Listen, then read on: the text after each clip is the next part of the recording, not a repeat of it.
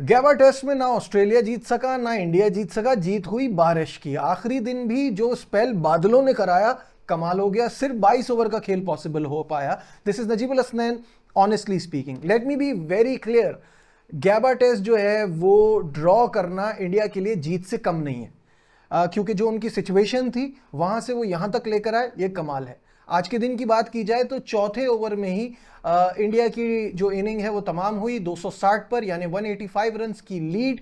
और यहां ऑस्ट्रेलिया ने सोचा कि तेज तेज रन करके एक चांस बनाए अपने लिए किसी तरह जीतने का, और वो तेज खेलने के चक्कर में एक के बाद एक विकेट गिरती रही और सातवीं विकेट गिरी 85 रन्स पे। कमिंस ने ये रियलाइज किया कि वक्त हाथ से निकलता जा रहा है। 89 फॉर 7 पर ऑस्ट्रेलिया ने अपनी इनिंग डिक्लेयर की। तो समझ लें कि आप 54 ओवर में 275 रन का टारगेट मिला भारत को ये मैच जीतने के लिए। बुमराह अगेन फैंटास्टिक, उन्होंने 6 ओवर में 18 रन दिए और 3 खिलाड़ियों को आउट किया। साथ ही मोहम्मद सिराज और आकाशदीप ने 2-2 खिलाड़ियों को आउट किया। भारत को हदफ के ताक़ुब के लिए सिर्फ 13 ही गेंदें मिली। बैड लाइट आ गई और दोनों ओपनर 4-4 पे खेल रहे थे, कुछ भी आगे कुछ हो नहीं पाया। उसके बाद खिलाड़ी वापस चले गए, फिर बारिश शुरू हो गई और गेम ऐसा का ऐसा ही रहा। बारिश ने जिस तरह से इस पूरे टेस्ट मैच को right from day 1 till this day ख़राब किया, ये आपके सामने है। लेकिन इसकी वजह से अब सिडनी और मेलबर्न के टेस्ट मैचेस की अहमियत बहुत ज़्यादा बढ़ गई है। और यहाँ जो ये मैच ड्रॉ हुआ है तो भारत के लिए WTC के फाइनल के जो कुछ चांसेस हैं वो बरकरार हैं। तो यकीनन आगे के मैचेस में बहुत मज़ा आएगा। बॉर्डर गवास्कर ट्रॉफी बहुत एक्साइटिंग है, पेंडुलम की तरह इधर उधर जा रही है। अगेन मोमेंटम तो टूटा है इंडिया के लिए पहले टेस्ट मैच के बाद। यहाँ उनका मैच बचाना आगे उनको काफ़ी कॉन्फिडेंस देगा। आज का दिन इस वजह से भी इम्पॉर्टेंट है कि एक बेहतरीन शानदार टेस्ट के स्टार ऑलराउंडर रविचंद्रन अश्विन ने इंटरनेशनल क्रिकेट से रिटायरमेंट का ऐलान कर दिया है। आज जब वो रोहित शर्मा के प्रेस कॉन्फ्रेंस के लिए आए तो अचानक से अश्विन को जब देखा तो सबने ये रियलाइज़ कर लिया था कि कुछ ऐसा होने जा रहा है। अश्विन ने इस ब्रिस्बेन टेस्ट में खेला तो नहीं, लेकिन उन्होंने रियलाइज़ कर लिया था कि ये वक्त आ गया है, ये फैसले की घड़ी आ गई है जब उनको अपने करियर के बारे में आगे सोचना है। और उन्होंने ये फैसला लिया कि this is going to be his last day. What a thorough professional, what a fantastic cricketer, what a great person on and off the field, a role model for a lot of cricketers, not just Indian, सिर्फ हिंदुस्तानी cricketers youngsters के लिए वो role model नहीं है, वो सबके लिए हैं। देखिए अंदर बाहर होना इस परफॉर्मेंस पे, ऐसा टैलेंटेड प्लेयर बार बार उनको सिचुएशन का और कंडीशन का प्लेयर कंसिडर करके बाहर रखा जाता है। कभी उस शख्स ने आवाज़ नहीं उठाई, कभी कंप्लेन नहीं की, अपना फोकस गेम पे रखा, अपनी परफॉर्मेंस पे रखा। और ऐसी वैसी परफॉर्मेंस इतनी शानदार 106 टेस्ट मैचेस में अश्विन ने हिंदुस्तान की नुमाइंदगी की है और 537 विकेटें, 537 विकेट्स फॉर इंडिया, और इससे बढ़कर 5 सेंचुरियां हैं। और जब अश्विन सेंचुरी कर रहे हैं इसका मतलब है कि उन्होंने हमेशा मुश्किल के वक्तों में ही विद द बैट परफॉर्म किया है टीम के लिए। What a player he is. साथ साथ 116 वनडे और 65 T20 भी खेले हैं उन्होंने, जो कि वाकई इतना खेलना, उतना सर्व करना और इतना अच्छा परफॉर्म करना, मेरी तरफ से बहुत बहुत मुबारकबाद इस शानदार करियर पे। एंड आई होप कि ये जो आने वाली उनकी इनिंग है वो उतनी ही शानदार हो जितनी उनकी ये क्रिकेटिंग लाइफ रही है, खेलने वाला टाइम रहा है। I wish him very best of luck. उन्होंने BCCI का शुक्रिया अदा किया, विराट कोहली, रोहित शर्मा, अजिंक्य रहाणे, पुजारा, और कहा कि जिसने इस मेरे क्रिकेट करियर में मेरा साथ दिया है उसका बहुत बहुत शुक्रिया। एक एजाज़ की बात रही है हिंदुस्तान को रिप्रेजेंट करना, बहुत इन्जॉय किया है।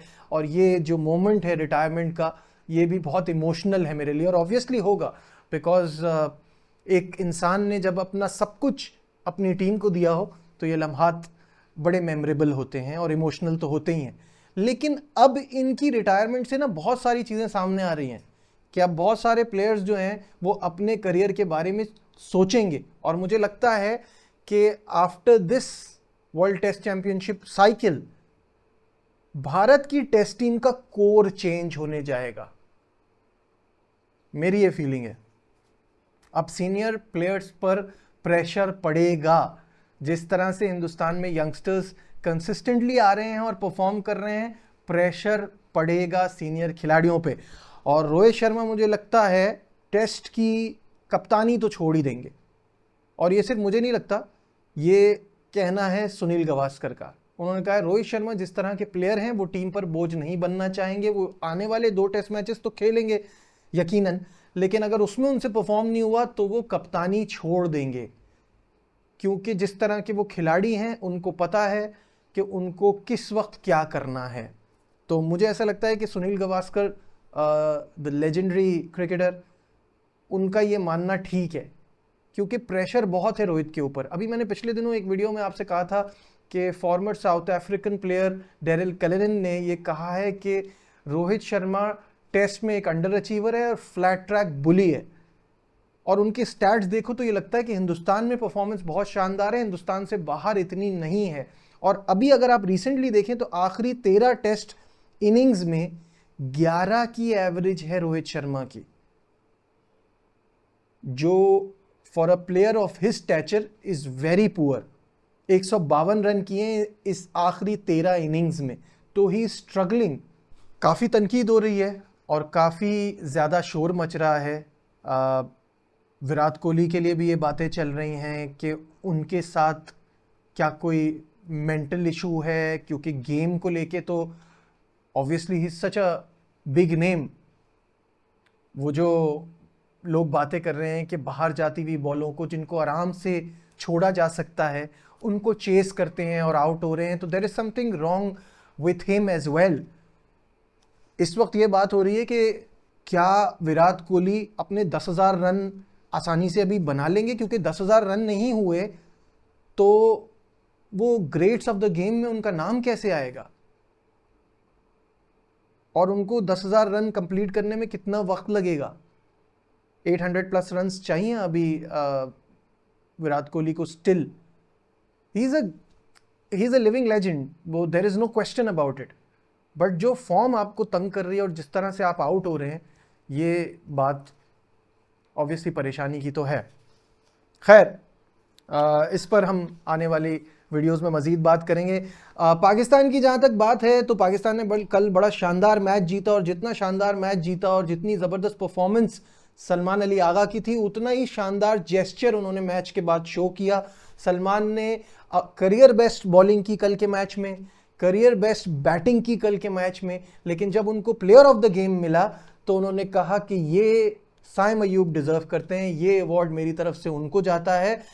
बिकॉज अगर वो सेंचुरी ना करते, अगर वो न्यू बॉल को सी ऑफ ना करते, उनके सामने 4 विकेटें गिरी और वो चलते रहे, अगर वो टफ टाइम ना गुजारते तो हम कभी मैच फिनिश ना कर पाते।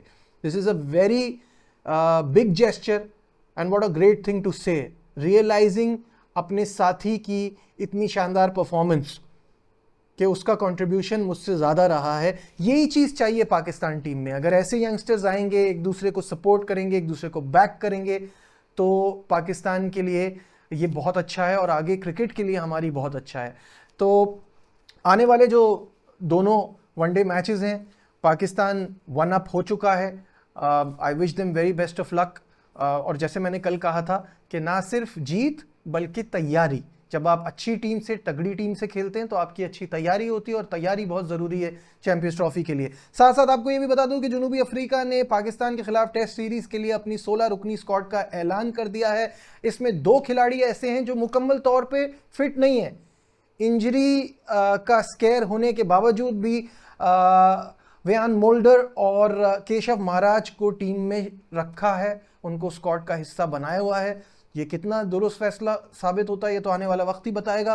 टिम्बा बवूमा की क़यादत में पाकिस्तान के खिलाफ 2 टेस्ट मैचेस की सीरीज़ खेलेगा जनूबी अफ्रीका। सीरीज़ का आगाज़ होगा 26 दिसंबर से।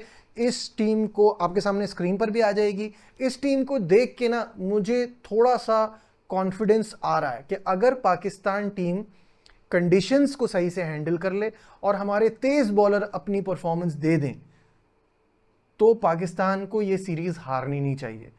मुझे ये इतना खतरनाक स्क्वाड नहीं लग रहा।